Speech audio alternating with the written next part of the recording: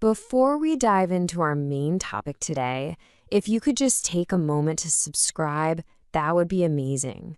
And hey, why not turn on the notification bell, like this explainer, and leave a quick comment to support the channel. Your engagement really, truly helps us out. Okay, let's jump right in. Today, we're going to talk about something we all experience: life. Specifically, we're exploring the English words we use to talk about the biggest, most important moments in a person's life. We're going to cover everything from the very beginning to the very end, and some of those major steps in between. So the big question is, how do we actually talk about these huge, really significant events in a way that sounds natural and correct? Well, that's exactly what we're going to break down today. By the time we're done here, you're going to feel so much more confident talking about these life milestones. It only makes sense to start at the very, very beginning of life's journey, right? Let's talk about birth. And to help us learn the language, we're going to follow the story of a woman named Anna who just went through one of life's most incredible moments. So let's look at the details for Anna's new baby, John. Now, pay close attention to how we talk about these things because they all happen in the past. We say he was born yesterday.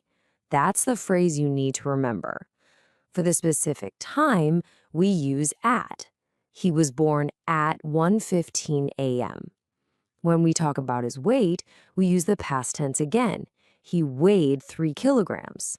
And check out his family history. His parents were born in 1986. We use were because parents is plural, right? 2 people. But his grandfather, he was born in 1957. It's a pretty simple rule. It's always was or were born. Now, because talking about babies is so common, it's pretty easy to make a few little mistakes. But the good news, they are so easy to fix once you know what you're looking for. Let's go over 2 of the most common errors right now.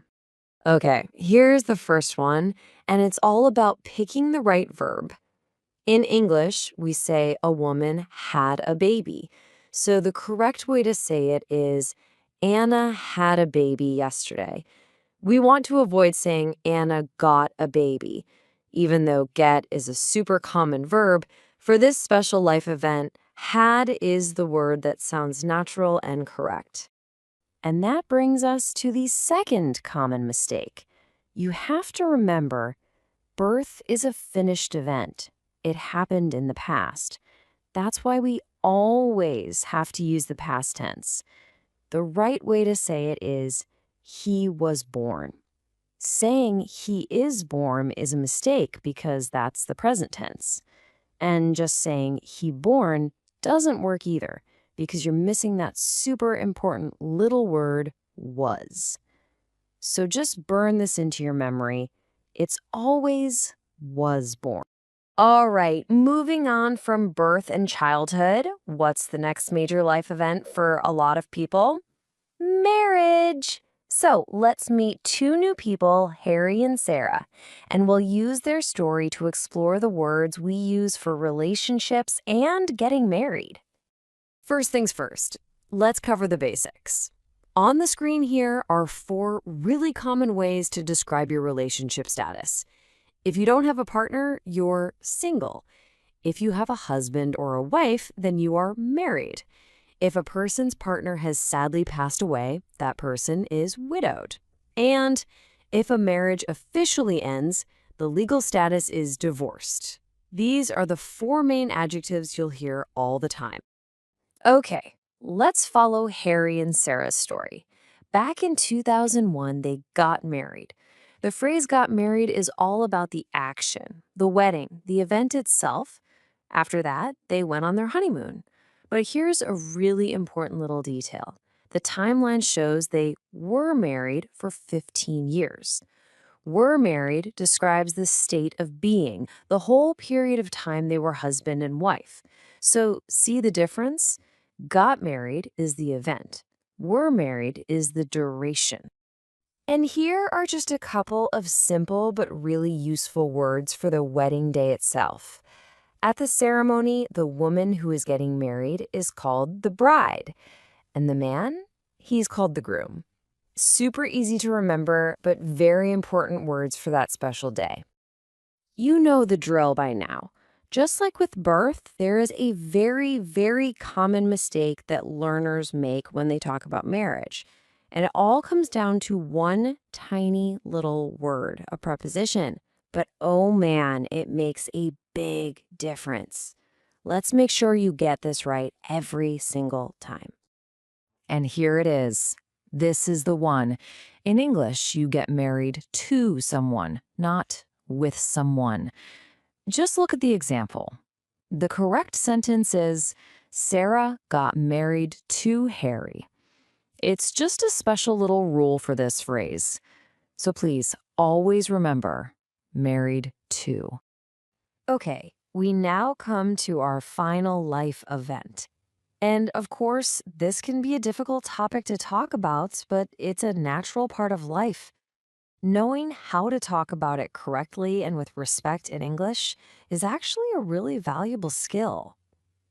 We're going to continue Harry's story to learn the key words. So Harry's story continues. He became ill, and sadly, he died last year. Died is the simple past tense verb we use. It describes the event.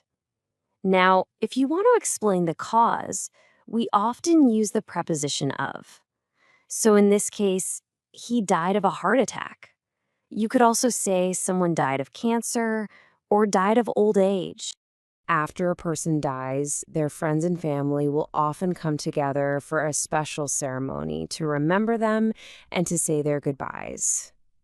As you can see, this ceremony is called a funeral. Here's a helpful way to think about it. A wedding is the ceremony for a marriage, and a funeral is the ceremony for a death. And just like our other topics, there are a few common mix-ups here that can be confusing. The secret is just understanding the difference between a verb and an adjective. So let's look at the final common mistakes for today's explainer. Okay, this is a really, really important one. We just learned that died is the verb, right? It's the action that happened in the past. Harry died last year. But if we want to describe his state right now, we need to use the adjective dead. So the correct sentence is, Harry is dead. Think about it like this. You would say Harry is tall or Harry is happy. Dead is just another adjective describing him. The word death is a noun. It's the whole idea or concept of dying. So saying Harry is death is also incorrect. Just remember, he died, that's the verb. So now he is dead, that's the adjective. So we've covered birth, marriage, and death. The big three. But of course, life is full of so many other important moments, isn't it? Things like graduating from school, or getting your very first job, or retiring. So now I want to turn it over to you. What other life events do you think are really important to be able to talk about in English? Let me know what you think down in the comments. Thanks for watching. Please don't forget to subscribe, turn on the notification bell, like, and leave a comment to support the channel.